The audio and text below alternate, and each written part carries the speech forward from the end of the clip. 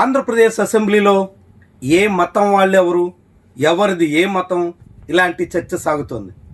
వ్యక్తుల మత విశ్వాసాల ఆధారంగా సమస్యను చూసే పరిస్థితి వచ్చేస్తుంది. ఇంతటి మత ధోరణులు, మత కోణంలో విషయాల్ని చూసే పరిస్థితులు గతంలో ఎన్నడూ ఆంధ్రప్రదేశ్ అసెంబ్లీలో చూసిన దాఖలాలు లేవు. గడిచిన అసెంబ్లీ ఎన్నికల సందర్భంగా విపక్షాల నుంచి అప్పటి అధికారంలో ఉన్న జగన్మోహన్ రెడ్డి మీద బహిరంగ సభల్లో మతం కోణంలో కొన్ని విమర్శలు వచ్చాయి. ఇప్పుడు అవి చట్టసభల వరకు వచ్చేస్తున్నాయి. దీన్ని ఎట్లా చూడాలి? అసెంబ్లీ, మండలి లాంటి వేదికల మీద ఎవరి మతం ఏంటి అని మాట్లాడుకోవలసిన పరిస్థితి ఎందుకు వస్తుంది? ఈ విషయంపై మనతో మాట్లాడేందుకు సీనియర్ అనలిస్ట్ నగేష్ మూర్తి ఉన్నారు. నమస్కారం నగేష్ గారు. నమస్తే శంకర్ గారు. నగేష్ గారు, ఇప్పుడు ఈరోజు మండలిలో జరిగినటువంటి పరిస్థితులు మనం చూసాం. స్వయంగా ఒక మంత్రి అచ్చెన్నాయుడు శాసన మండలి చైర్మన్ ఉద్దేశించి, ఇప్పుడు విపక్షంలో ఉన్న మాజీ ముఖ్యమంత్రిని ఉద్దేశించి సభలో లేకపోయినా సరే క్రిస్టియన్స్ అంటూ చేసినటువంటి కామెంట్స్ చాలా కలకలం రేపాయి. క్రిస్టియన్ మతాన్ని అక్కడ ప్రస్తావించాల్సిన అవసరం లేకపోయినా దాన్ని తీసుకొచ్చి పెద్ద వివాదం చేసినట్టుగా కనిపిస్తుంది. ఇలాంటి పరిస్థితిని మీరు ఎట్లా చూస్తారు? అంటే ముఖ్యంగా అచ్చెన్నాయుడు గారు మాట్లాడిన దాన్ని బట్టి చూస్తుంటే ఆయన అవగాహన రాహిత్యం, అతనికి అంటే ప్రభుత్వానికి చేతగాంతనాన్ని బయట పెట్టుకున్నట్లు అనిపించింది నాకైతే. అంటే ఇప్పుడు లడ్డూ విషయంలో ఈ విషయం జరిగింది, ఈ ఆర్గ్యుమెంట్ జరిగింది తిరుపతి లడ్డూ విషయంలో. ప్రభుత్వం తిరుపతి లడ్డూ విషయం మీద అంత విశ్వాసం ఉండి, అంత నమ్మకం ఉండి, ఇన్ని కోట్ల మంది హిందువుల మనోభావాలకని దెబ్బతింటున్నాయని భావించినట్లయితే ఆ కేసుని 2 రోజుల్లో తేల్చిపాడేయాల. దోషులు ఎవరు, నిర్దోషులు ఎవరు, తప్పు ఎక్కడ జరిగింది అనేది. ఇది చేతకంతనం, పట్టుకోలేని చేతకంతనం. వాళ్ళు వేసిన సిట్టునే వాళ్ళు ఒప్పుకోకుండా ఉన్నారంటే అది చేతకంతనం. అది మంత్రి అయినా, ప్రభుత్వం అయినా, ఎవరైనా సరే వాళ్ళ చేతకంతనాన్ని కప్పుపుచ్చుకోవడానికి ఈ విషయాన్ని ఇంత దూరం లాగుతున్నారు. ఎంతవరకు వెళ్ళారంటే మండలి చైర్మన్ని మీరు క్రిస్టియన్నా అని అంత ధోరణికి వెళ్ళిపోయాడంటే ఆయన ఎంత అవగాహన రాయచ్చు. ఇన్ని సంవత్సరాలు రాజకీయాల్లో ఉన్నాడు, మంత్రిగా పనిచేస్తున్నాడు. నేను మంత్రిగా మాట్లాడట్లేదని చెప్తున్నాడు. మంత్రిగా మాట్లాడకపోతే అక్కడ ఎందుకు అయ్యా నువ్వు? నీకు మంత్రిగా మాట్లాడకపోతే అక్కడ ఎందుకు నువ్వు? వచ్చే రోడ్డు మీద మాట్లాడు, ఏదైనా సాల్వ్ వేసుకుని మాట్లాడు, ఏదైనా మతం పుచ్చుకుని మాట్లాడు, ఏదైనా మత గురువుగా అవతరం అయితే మాట్లాడండి, తప్పే ఉంది. ఎవడో చెయ్యాల్సిన పని ఆడు చేయట్లా. అందువల్ల ఇలాంటి అరాచకం. ఎందుకంటే మండల చైర్మన్ క్రిస్టియన్ అంటే అతను క్రిస్టియన్ కాదు అని చెప్తూ ఉంటే మండల చైర్మన్ చెప్పుకోవాల్సిన దుస్థితి వచ్చిందంటే వీళ్ళంతా అవగాహన రాహిత్యంలో ఉన్నారు అర్థం చేసుకోవాలి. చాలామంది ఉన్నారు. ఒక మంత్రిగా పేరును బట్టి, ఆ కులాన్ని బట్టి అతని మతాన్ని అతను డిసైడ్ చేస్తున్నాడు అంటే వాళ్ళ చేతకంతనం, అవగాహన రాహిత్యం. అసలు వానమాలు తెలియని వాళ్ళు అందరూ కూడా మతాల కోసం మాట్లాడుతున్నారు. మత భావాల కోసం తెలియని వాళ్ళు, మతం మీద గౌరవం లేని వాళ్ళు, మతాన్ని గౌరవించిన వాళ్ళు వీళ్ళే. ఇప్పుడు హిందూ మతం పేరుతో నేను హిందూగా మాట్లాడుతున్నానని అచ్చెన్నాయుడు గారు ఆ మతాన్ని చాలా అవమానపరుస్తున్నాడు. అంత గౌరవం ఉంటే, మనం నమ్ముకున్న మతం మీద అంత గౌరవం మనకు ఉంటే, ఆ మతంలో ఏదో ఒక అరిష్టం జరిగింది, అది జరిగినప్పుడు దాని మీద వెంటనే చట్టపరంగా చర్యలు తీసుకునే అధికారం, హక్కు మీ చేతుల్లో ఉండగా అసెంబ్లీలో చర్చించాల్సిన అవసరం ఏముందండి? అంతవరకు తీసుకెళ్లాల్సిన అవసరం పని పాట లేదు ఇంకా అసెంబ్లీలో. దానికి ఒక కమిటీ వేసేశారు. దాని మీద చిత్తశుద్ధితో ఎంక్వైరీ చేయించండి, అధికారులను పరిగెట్టించండి, నిజాయితీగా నిజమేంటో బయటికి తీయించండి, సరిపోద్ది కదా. అసెంబ్లీలో, శాసన మండలిలో ఏ పని పాట లేనట్టుగా దీని మీద కూర్చొని మాట్లాడుకుంటున్నారు. ఎంత దారుణం! ఇక రాష్ట్రంలో ప్రజా సమస్యలు ఏమి ప్రస్తావన రాకుండా చేసే ప్రయత్నంగా దీన్ని చూడాలంటారా? శంకర్ గారు, చాలా దారుణంగా ఉంది పరిస్థితి. ఇప్పుడు రాష్ట్రంలో ఇప్పుడు ఆ యుద్ధం జరుగుతుంది. అక్కడ ఆ యుద్ధంలో తెలుగు వాళ్ళు 25 లక్షల మంది వరకు ఉన్నారు. ఆంధ్రప్రదేశ్ నుంచి 15 లక్షల మంది ఉంటారు. వాళ్ళకి ఒక మాట భరోసా, వాళ్ళని ఎలా రక్షించాలి, ఏం చేయాలని మాట్లాడుకోవాలి కదా. ఎలాంటి చర్యలు తీసుకుంటే బాగుంటుంది? మనం ఎంబసీతో మాట్లాడాలా, కేంద్రంతో మాట్లాడాలా, ఆ దేశ ప్రతినిధులతో మాట్లాడాలా అని వాళ్ళు చర్యల మీద మాట్లాడాలి. అక్కడ ఉన్న ప్రజలకు భరోసా ఇవ్వాలి. ఇక్కడున్న ప్రజలకి మేము ఉన్నామని ధైర్యం ఇవ్వాలి, వాళ్ళ కుటుంబ సభ్యులకి. ఇది లేదు. రైల్వే జోన్ విషయంలో, వైజాగ్ రైల్వే జోన్ విషయంలో మొన్ననే ఒక విడుదలైంది, ఆర్డర్స్ వచ్చాయి. వైజాగ్ రైల్వే జోనే, కానీ వైజాగ్ రైల్వే జోన్లో ఏమీ ఉండదు. కేకే రైల్వేలో కొత్త వలస దగ్గర నుంచి, అరక దగ్గర నుంచి ఇదంతా తీసుకెళ్లి ఛత్తీస్గఢ్లో రాయ్పూర్కి ఇచ్చేశారు. ఒరిస్సాలో రాయ్గఢ్కి ఇచ్చేశారు. ఒరిస్సాలో రాయ్గఢ్కి ఇచ్చేస్తే ఎవరు మాట్లాడట్లేదు. అంటే డబ్బులు వచ్చేదంతా అక్కడ ఇచ్చి ఆఫీస్ మాత్రం ఇక్కడ పెట్టి ఖర్చులు ఇక్కడ పెట్టారు. దీని మీద ఒక్కడికి స్పృహలే. ఎవరికి అసలు ఇదేదో అన్యాయం జరిగిందనే ఆలోచన లేదు. మనలైనంత తీసుకెళ్ళి వాళ్ళకి ఇచ్చారంటే ఎంత గౌరవం అండి. ఎంత దారుణం! దీని మీద ఎవడో మాట్లాడట్లే. మన వేటలపాలెంలో ఒక ఇన్సిడెంట్ జరిగింది, ఒక విషాదం. 26 మంది పైన చనిపోయారు. వాడికి 20 లక్షల నష్టపరిహారం ఇచ్చారు. ముఖ్యమంత్రి వెళ్ళారు, డిప్యూటీ సీఎం వెళ్ళారు, ఓకే. కానీ గతంలో వైఎస్ఆర్ కాంగ్రెస్ పార్టీ ఉన్నప్పుడు వైజాగ్లో ఇలాంటి ఇన్సిడెంట్ ఒకటి జరిగితే ₹1,00,00,000 ఇచ్చారు. మరి ఇక్కడ ఎందుకు ఇవ్వలేకపోయారని ప్రతిపక్షం ప్రశ్నించట్లే, అధికార పక్షం దాని మీద మాట్లాడట్లే. ఇవి అవసరం లేదు. అడగాల్సిన బాధ్యత వీళ్ళకి లేదు, చెప్పాల్సిన బాధ్యత వాళ్ళకి లేదు. వీళ్ళు ఎలా తయారయ్యారంటే ఇంక చెప్పాలంటే సంతలో అలా తయారయ్యారు. మీరు బీపీలు వేసుకోండి.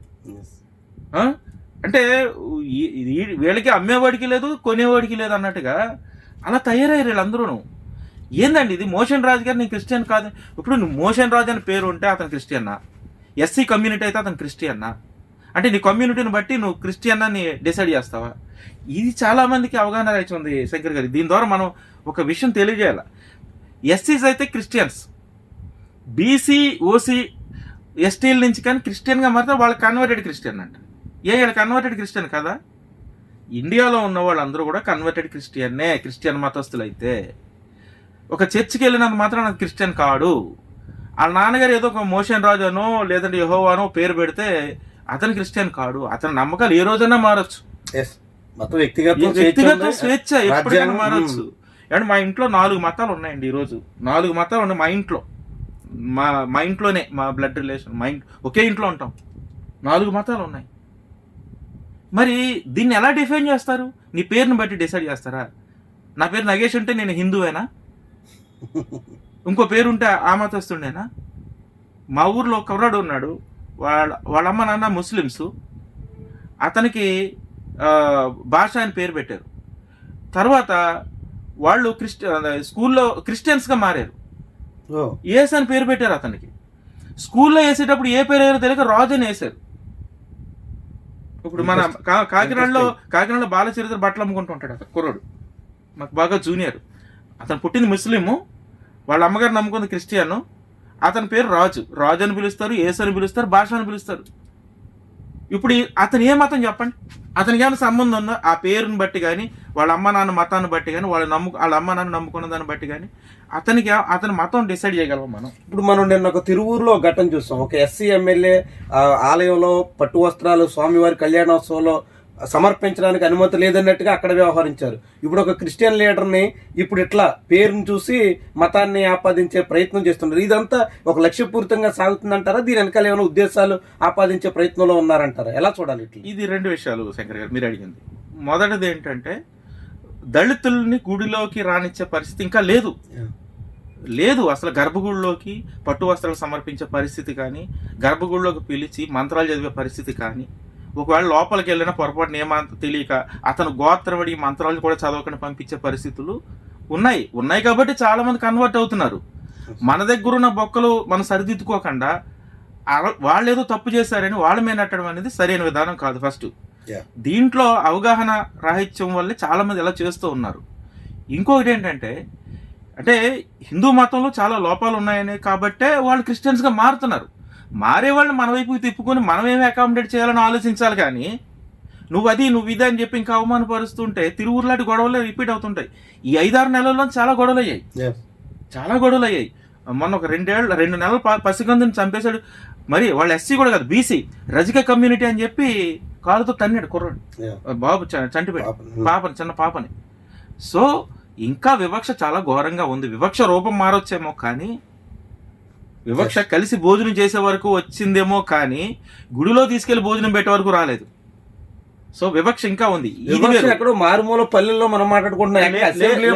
లేదు శంకర్ గారు, లేదు, అసెంబ్లీలోనూ ఉంది, ఊళ్ళోనూ ఉంది, మనసుల్లోనూ ఉంది. ముందు మీ మనసుల్లోంచి తీయాల.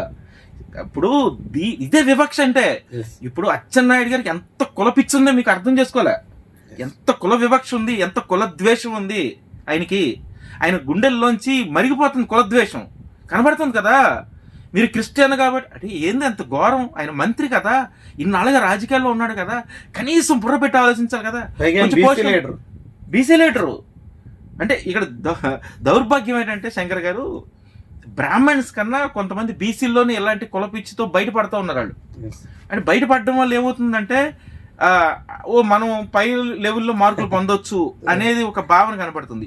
ఇక్కడ ఇందాక నేను చెప్పింది గుళ్ళో జరిగినటువంటి వివక్ష, ఇది వివాదం. ఎవరు అచ్చెన్నాయుడు గారికి అంటే ఇప్పుడు నేను చెప్పిన మాటలన్నీ కుల పిచ్చి ఇదంతా ఉందనేది ఒక మాట అయితే, రెండోది ఏంటంటే ఈ రాష్ట్రంలో కేంద్రం దృష్టిలో పడితేనే మనం మంచి రాజకీయ నాయకుడిగా బతకగలము అనే ధోరణి చంద్రబాబు నాయుడు గారికి కూడా వచ్చేసింది. చంద్రబాబు నాయుడు గారు చాలా క్లాస్ లీడరు, చాలా మంచి లీడరు. కానీ బీజేపీతో పొత్తు పెట్టుకున్న తర్వాత ఆయన ఏమైపోయాడంటే ఆయన కూడా హిందూ మతం కోసం మాట్లాడడం, కేంద్ర ప్రభుత్వ పెద్దల కళ్ళల్లో ఆనందం, అది బావ కళ్ళల్లో ఆనందం చూడడం కోసం అన్నట్లుగా కేంద్రం కళ్ళల్లో ఆనందం చూడడం కోసం, కేంద్రంలో కొంతమంది నాయకుల ఆనందం చూడడం కోసం వీళ్ళ మనోభావాలను కొన్ని ఇయర్స్గా 3-4 దశాబ్దాలుగా వీళ్ళు మెయింటైన్ చేసినటువంటి దాన్ని లెగసీని తాకట్టు పెట్టేస్తున్నారు.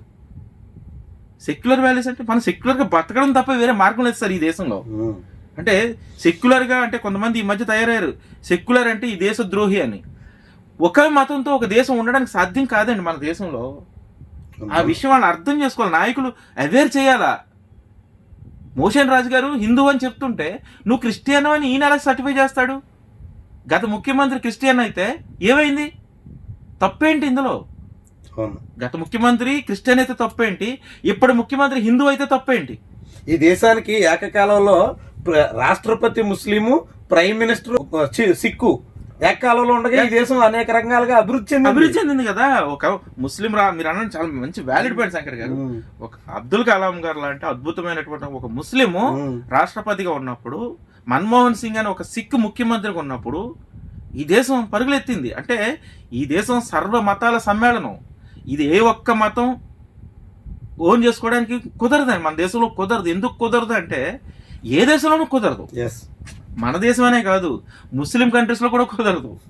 అలాంటిది సర్వ మతాలు, సర్వ రీజన్స్. మన దేశం తమిళనాడులో ఒకలా ఉంటుందండి వాతావరణం, మధ్యప్రదేశ్లో ఒకలా ఉంటుంది, కాశ్మీర్లో ఒకలా ఉంటుంది, అటు నార్త్ ఈస్ట్లో ఒకలా ఉంటుంది, రాజస్థాన్లో. ఇన్ని రకాల వాతావరణాలు ఉన్నాయి, 100 రకాల మతాలు ఉన్నాయి, 100 రకాల భాషలు ఉన్నాయి, 100 రకాల ఆచారాలు ఉన్నాయి. ఇంతమంది కలిసి ఉంటేనే భారతదేశం. లేదు మేము ఒక మతమే ఒక కులమే ఉండాలనుకున్నప్పుడు జరిగింది తెలుసు కదా. పాకిస్తాన్, బంగ్లాదేశ్ ఎందుకు విడిపోయిందండి? మత ప్రాతిపదికన వచ్చింది కాబట్టే. మతం కోసమే దేశం ముక్కలైంది. ఇంకొకసారి మతాన్ని తీసుకొస్తే ఈ దేశం ముక్కలు చేయాలని చూస్తున్నారా? నిజమైన దేశద్రోహులు వీళ్ళు. మతాన్ని ప్రచారం చేయాలనుకున్న వాళ్ళు, మత విద్వేషాలు రెచ్చగొట్టేవాళ్ళు, మతానికి పడి ఏడ్చేవాళ్ళు, ఏ మతమైనా సరే, ఈ మతానికి ఆ మతం, ఆ మతానికి ఈ మతానికి పడి ఏడ్చేవాళ్ళు అందరూ కూడా నిజమైన దేశద్రోహులు. ఆంధ్రప్రదేశ్ శాసన మండలి వేదికగా ఇలా మతాల గురించి మాట్లాడుకోవాల్సినటువంటి దుస్థితి, నిజంగా దుస్థితిగా చెప్పాలి. ఈ స్థితి రావడానికి ఇంకా ఇది ఎక్కడి వరకు దారితీస్తుంది అనేటువంటి పరిస్థితిలో ఉందంటారు. మీరు ఎలా అంచనా వేస్తున్నారు దీన్ని? ఈ దుస్థితి రావడానికి కారణం మన రాజకీయ నాయకులు, మన రాష్ట్రంలో నాయకులంతా అస్తిత్వం కోల్పోయారండి. వాళ్ళ స్థానిక అస్తిత్వాన్ని, వాళ్ళ ఒరిజినల్ అస్తిత్వాన్ని కోల్పోతూ ఉన్నారు. వరుసగా తాకట్టు పెట్టేస్తూ ఉన్నారు కేంద్రానికి. తెలుగుదేశం పార్టీ పునాదులే ఆత్మాభిమానంతో ఏర్పడింది. కాంగ్రెస్ పార్టీ యొక్క అహంకారం మీద కుండబద్దలు కొట్టినట్టు ఢిల్లీ దురహంకారం మీద ఉక్కుపాదం మోపి తెలుగుదేశం పార్టీ ఏర్పడితే ఇప్పుడు అదే తెలుగుదేశం పార్టీ నాయకులు ఢిల్లీకి తాకట్టు పెట్టేశారు. సరే మేము పెట్టలేదంటప్పుడు స్వతహాగా బతకండి, పొత్తు రాజకీయాలు కామన్. సరే పొత్తులో వెళ్ళారు, మీ అస్తిత్వం ఏమైపోయింది? మీరేం చిన్న చితక నాయకులు కాదు కదా. మీరు చిన్న లీడర్స్. మొన్న కాక నేను పవన్ కళ్యాణ్ గారు వెళ్ళారంటే అర్థం ఉందండి. పవన్ కళ్యాణ్ గారు ఒక మతరాగం తీసుకుని ఆ మతంని పొగుడుతూ ఆ మతం కోసం బతుకు అర్థం ఉంది. ఎందుకంటే ఆయనకి అంత రాజకీయ లెగసీ లేదు. అందువల్ల ఆయన ఎవరో ఒకరికి వత్తాసు పలుకుతూ వెళితే ఆయనకి ఏదో ఒక వస్తుందని వెళ్తూ ఉన్నాడు, ఆయనకి బాగుంది. కానీ చంద్రబాబు నాయుడు గారికి ఏమైందండి? అచ్చెన్నాయుడు గారికి ఏమైంది? పాపం ఘోరం కదా, వీళ్ళ అస్తిత్వాన్ని కోల్పోతున్నారు. ఇదే పరిస్థితి కానీ కొనసాగుతూ ఉంటే వీళ్ళకి ఏం కాదు, వాళ్ళకి ఏం కాదు, హిందువులకి ఏం కాదు, ముస్లిమ్స్కి ఏం కాదు, క్రిస్టియన్స్కి ఏం కాదు, ఎవరికి ఏం కాదు. ఏదైనా గొడవలు అయితే ఒక నెల 2 నెలల్లో సెటిల్ అవుతాయి, కొట్టుకుంటే 4-5 రోజుల్లో కొట్టుకుంటారు, అయిపోతుంది. కానీ ఈ రాష్ట్రం దారుణంగా నష్టపోతుంది. ఈ రాష్ట్ర ప్రజలు దారుణంగా నష్టపోతారు. అభివృద్ధి విజన్ 2047 అంటే 49 పెట్టారు, 47 పెట్టారు. వికసిత ఆంధ్ర అన్నారు కదా, అన్నాళ్ళు వినాశాంధ్ర అయిపోతుంది.